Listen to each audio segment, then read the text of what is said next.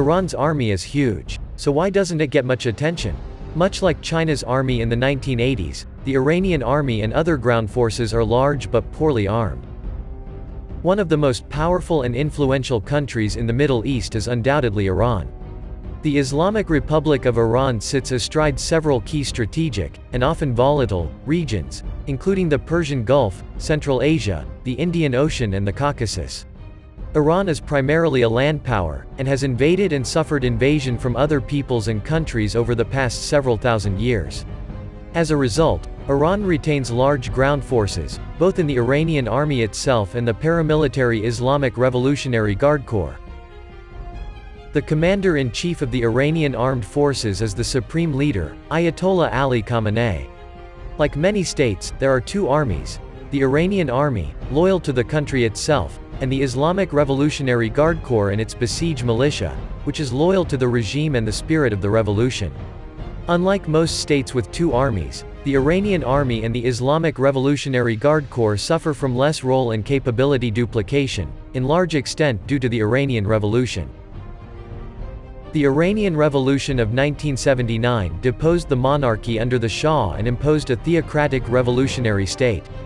The new rulers of Iran, skeptical of long-standing institutions historically loyal to the Shah, allowed the army to survive as an organization but developed the Islamic Revolutionary Guards Corps as a counterweight. While the army would guard the country's borders and defend against external threats, the Islamic Revolutionary Guard Corps would guard the regime itself. As a result, the army was arrayed generally towards Iran's primary enemies at the time, Iraq, Israel and Saudi Arabia, and placed mostly near the Iranian border. The Islamic Revolutionary Guard Corps, on the other hand, maintained significant garrisons in Iran's major cities and towns. In 2013, the Center for Strategic and International Studies assessed the Islamic Iranian ground forces as consisting of 350,000 active duty troops, including 130,000 professionals and 220,000 draftees. These troops are organized into 4 armored divisions, 2 mechanized infantry divisions, 4 light infantry divisions, 6 artillery groups, 2 special forces, commando divisions, an airborne brigade, 3 to 4 commando brigades, an unknown number of aviation units, and other separate armored and infantry brigades. The ground forces have a number of armored vehicles at their disposal, including 1,663 main battle tanks, 725 reconnaissance and infantry fighting vehicles, 640 armored personnel carriers, 2,322 towed and self-propelled howitzers, and 1,476 multiple rocket launchers. While the sheer amount of equipment sounds impressive, and many pieces, such as the United Kingdom's Chieftain tank, American Sea Cobra attack helicopter and M113 armored personnel carrier, were first-rate weapons for their time, much of it is very dated by today's standards. This equipment has been supplemented by Russian equipment purchased during the 1990s to rearm the battle-worn ground forces. In general, however, the ground forces remain chronically under-equipped, crippled by sanctions and a lack of domestic military technology. Western sanctions and arms embargoes directed against Iran created a vacuum that the country's nascent arms industry struggled to fill. Today Iran has an enthusiastic, if not quite cutting-edge military-industrial complex. It manufactures a slew of small arms and support weapons for the infantry and offers domestic copies of vehicles such as the BMP-2 infantry fighting vehicle and T-72 main battle tank. Not all of its stated achievements pan out, however. Iran claims to have designed and built the Karar, Stryker, main battle tank in just 1 year, which it says is in some ways superior to the Russian T-90MS it had been attempting to purchase. This is almost certainly untrue. The Islamic Revolutionary Guard Corps, in equal service alongside the ground forces, maintains land forces of its own. The 100,000-strong ground forces of the Army of the Guardians of the Islamic Revolution protects the theocratic regime, and as such is more lightly armed than the regular Iranian army.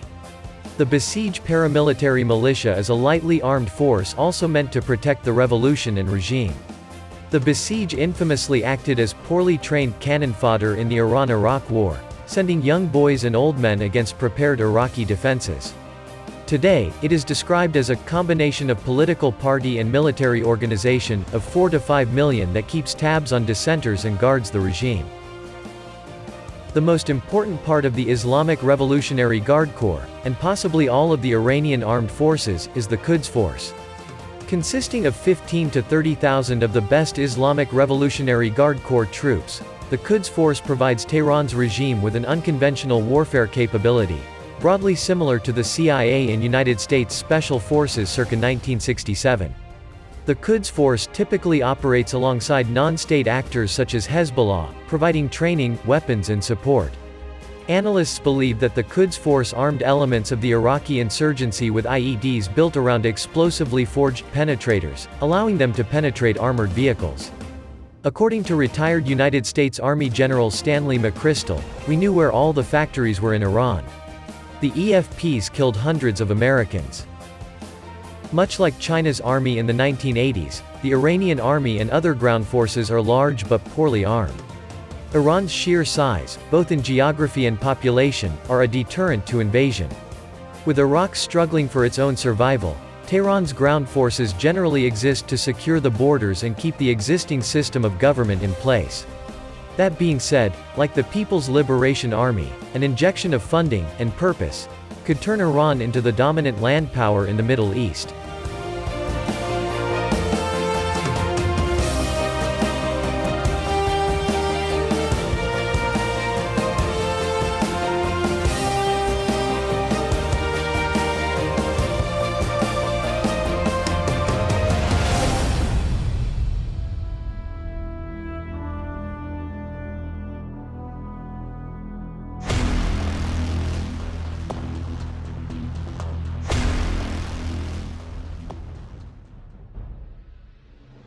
United States Navy aircraft carrier USS Reagan enters South China Sea. The ship was accompanied by the guided missile cruiser USS Shiloh and the guided missile destroyer USS Halsey in a routine mission. A United States aircraft carrier group led by the USS Ronald Reagan has entered the South China Sea as part of a routine mission, the United States Navy said, at a time of rising tensions between Washington and Beijing, which claims most of the disputed waterway. The carrier is being accompanied by the guided missile cruiser USS Shiloh and the guided missile destroyer USS Halsey, the United States Navy said on Tuesday. China frequently objects to United States military missions in the South China Sea, saying they do not help promote peace or stability, and the latest mission comes after China condemned the Group of 7 nations for a statement criticizing Beijing over a range of issues. While in the South China Sea, the strike group is conducting maritime security operations, which include flight operations with fixed and rotary wing aircraft, maritime strike exercises, and coordinated tactical training between surface and air units, the United States Navy said. Carrier operations in the South China Sea are part of the United States Navy's routine presence in the Indo-Pacific.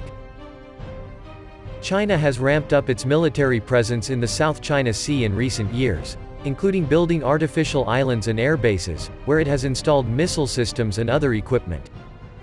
The South China Sea has become one of many flashpoints in the testy relationship between China and the United States, with Washington rejecting what it calls unlawful territorial claims by Beijing in the resource-rich waters, which are also claimed by Taiwan, the Philippines, Vietnam, Brunei and Malaysia. In a show of force against the Chinese claims, United States warships have passed through the South China Sea with increasing frequency in recent years, invoking freedom of navigation rights.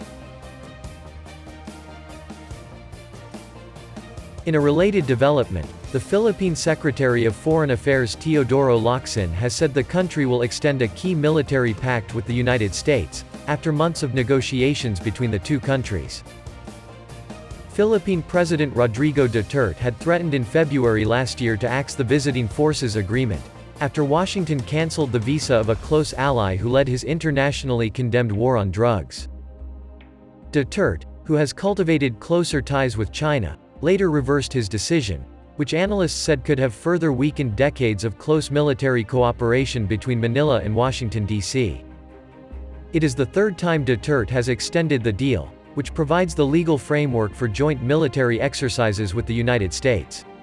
The president conveyed to us his decision to extend the suspension of the abrogation of the Visiting Forces Agreement by another 6 months while he studies, and both sides further address his concerns regarding particular aspects of the agreement, Locsin said. A Foreign Affairs spokeswoman said the department was waiting for details from Duterte's office on the specific areas of concern. Duterte's decision also comes as China steps up incursions into Philippine waters, angering many Filipinos. The Philippines and the United States held scaled-down joint drills in April after last year's war games were cancelled due to the COVID-19 pandemic.